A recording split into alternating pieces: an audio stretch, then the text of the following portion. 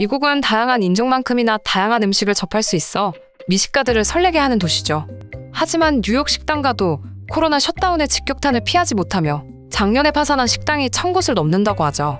웬만큼 알려진 음식점들조차 배달 서비스까지 해가며 생존에만 매달려야 했습니다. 그러나 최근에는 코로나 3년의 공백을 깨고 스타셰프들의 격전지인 뉴욕에서 각 나라 음식의 매력을 마음껏 뽐내는 중인데요. 최근 미국 최고의 레스토랑으로 한국 음식점이 꼽혔다는 소식이 전해지면서 뉴욕 식당가가 술렁였습니다. 전 세계 미식업계의 오스카상으로 불리는 월드베스트 50 레스토랑에서 뉴욕의 한식당 아토믹스가 미국 지역 전체 1위에 당당하게 이름을 올린 것이죠. 영국 다이닝 전문 잡지에서 선정하는 월드베스트 50 레스토랑은 미쉐린 가이드와 함께 가장 권위 있는 식당 평가 리스트입니다. 2002년부터 20년간 한 번도 명단에 오르지 못했던 한식당이 단숨에 미국 1위까지 꿰차면서 한식의 위상을 드높인 것인데요. 아토믹스는 손님에게 최고의 응대를 선사하는 식당만 받는 고객 서비스 부문 특별상도 함께 거머쥐었습니다.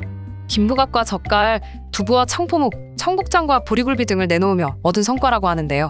젓갈과 나물 등 생소한 식재료로 만든 반찬들과 밥과 반찬을 따로 먹는 한국의 식문화가 미식가들을 사로잡고 있습니다. 최근에는 미국 내 채식주의자들이 늘어나면서 한국의 대표 콩요리인 청국장까지 주목받고 있는데요. 세계 각양각색 음식들 중 어떻게 한식이 1위를 할 수 있었는지 자세하게 알아보겠습니다.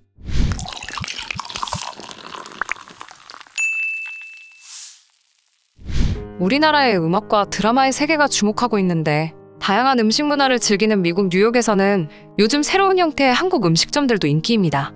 몇 년 전만 하더라도 뉴욕의 한식당은 이민자나 유학생, 여행자 중심으로 운영되었다고 합니다.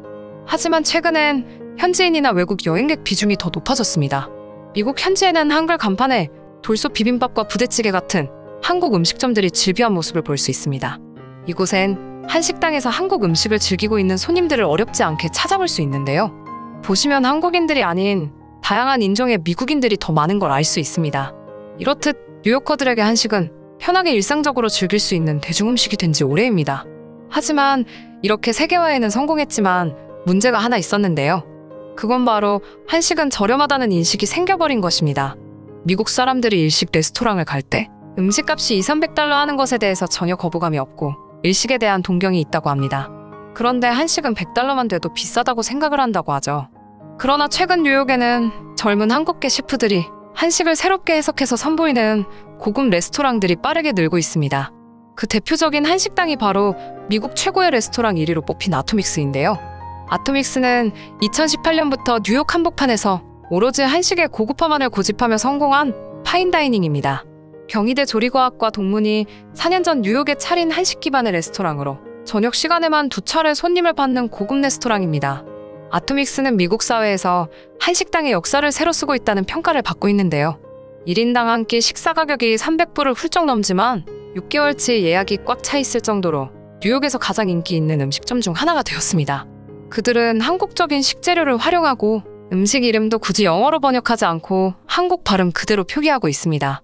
또 전통 발효 요리법을 활용하고 한국의 공예와 식기를 사용하며 직원들의 복장도 한식의 풍미를 이끌어낼 수 있도록 신경 쓰고 있다고 말하고 있죠. 원래는 2~3년 경력을 쌓고 한국으로 돌아갈 생각이었으나 마음이 바뀌었다고 하는데요. 해보고 싶었던 요리를 마음껏 하기에 뉴욕이란 도시가 참 매력적으로 다가왔기 때문입니다. 그리고 무엇보다 생소할 수 있는 한식을 현지인들이 맛있게 먹는 모습을 보면 보람을 느낀다며 본격적으로 뉴욕 식당가의 사업을 시작했다고 합니다. 그 결과 아토믹스를 방문한 뒤 다른 한식당을 찾는다거나 한식 식자재를 구매한다거나 한국을 여행했다는 손님들까지 생겨나고 있다고 하죠. 그렇다면 이 한식당의 인기는 어느 정도일까요? 매달 1일 딱 하루만 다음 달치 예약을 받는다고 하는데요. 대기자가 많다 보니 주말 좌석은 예약 시작 2~3분 정도면 끝나고 10여 분 안에 한 달치 예약이 모두 마무리된다고 합니다. 그들은 아토믹스의 메뉴 중 미국인들이 혐오하던 청국장이 주목받고 있다고 말하는데요. 최근 건강이나 체질, 종교와 신념 등 여러 가지 이유로 미국 내에서 채식주의자들이 늘어나면서 콩을 발효해서 만든 청국장이 주목을 받는 것이죠. 청국장의 주재료인 대두콩은 밭의 고기라고 불릴 정도로 단백질이 풍부한 농작물입니다. 우리는 보통 단백질이 동물성 식품에 풍부하다고 생각하는데요. 그런데 사람이 섭취하는 단백질의 70% 이상은 곡물과 콩과 식물에서 얻는다고 합니다. 사람이 얻는 단백질의 대부분은 식물성인 셈이죠. 그 중에서도 콩은 단백질이 가장 풍부한 식품으로 널리 이용되고 있기 때문에 콩으로 만든 청국장에 채식주의자들의 관심이 쏠리는 것입니다. 미국 식품의약청의 분석에 따르면 콩 단백질은 완전 단백질로 불리는 달걀이나 우유와 함께 가장 우수한 단백질을 함유하고 있는 것으로 나타났습니다. 또 청국장에는 주재료의 대두콩의 효능과 함께 발효되면서 생성되는 물질들로 인해 항암효과, 항알레르기 효과가 있다고 합니다. 청국장 인기의 또 다른 이유는 한국에서 코로나19 감염자나 사망자가 상대적으로 적게 나오는 이유 중 하나가 발효식품이라는 미국의 분석이 나왔기 때문이죠.